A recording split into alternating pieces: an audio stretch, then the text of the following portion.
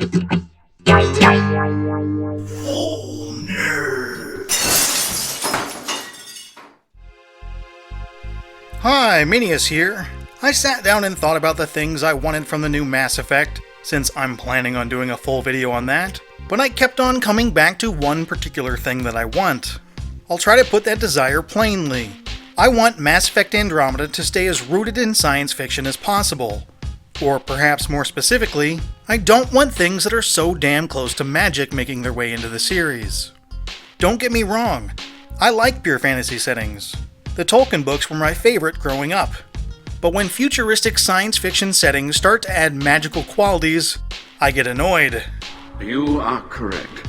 Now that doesn't mean I can't enjoy a good sci-fi fantasy mix, but I definitely enjoy my science fiction more if the technology used in it is at least somewhat logical, or even better, if the technology is theoretically possible or even plausible. This is one thing that the Mass Effect series has been fantastic about. With a few exceptions, everything in the Mass Effect universe works logically and has a tremendous amount of thought put into it. There are a few borderline sci-fi things too. Biotic powers, for instance, don't make a whole lot of sense to me, but they do try to put a logical explanation behind it. What brings us back to the topic of this video is some of the DLC in Mass Effect 3 that started going into areas that were much closer to magic than science. In the Day One from Ashes DLC, the Prothean you dig up has some really odd powers, like the ability to understand someone's thoughts and language by simply touching their skin. Sure, he throws out some biological terms, but they don't actually make sense. What are you talking about? Prothean beacons that send information directly into the user's brain didn't really work on other species, giving Shepard a garbled message that would have killed a lot of other people. But now this Prothean can read completely alien minds and biological systems with just one touch? That's a whole lot closer to magic than science. A more drastic example comes in the Leviathan DLC, where the creepy cat-octopus monsters can somehow control people's minds, even through airtight armored suits, and more astonishingly, across thousands of light years. That just doesn't make any sense. The Reapers had some similar abilities, but it takes long-term exposure to Reaper technology for them to have influence, and implants into the brain for them to have complete control over a subject.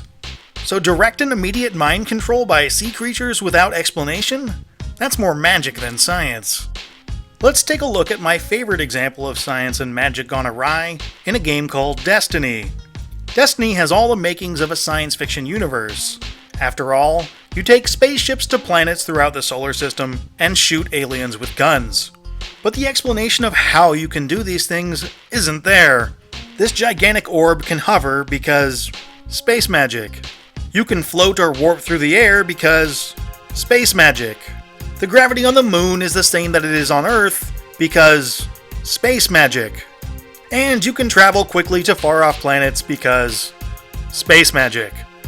I could probably make a 10-minute long video pointing out how the incredibly vague space magic is the only explanation for impossible stuff. And probably there are a number of people out there who don't care.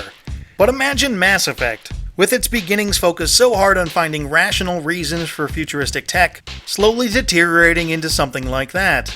This giant cat-octopus creature can read and control minds because space magic. What does that mean? And that is why I want Mass Effect to stay as rooted in science fiction as possible.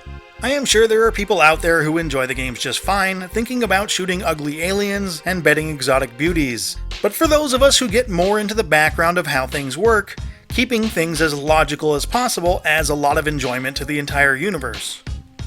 Thanks for going full nerd with me on science and magic in Mass Effect. If you liked this video, please give it a like. Also, let me know if you would like to see more of these types of videos. Next up, I'll be doing more about what I want and don't want to see in Mass Effect Andromeda, undoubtedly with more talking points and less detail. I love talking Mass Effect, but for now, have a pleasant day.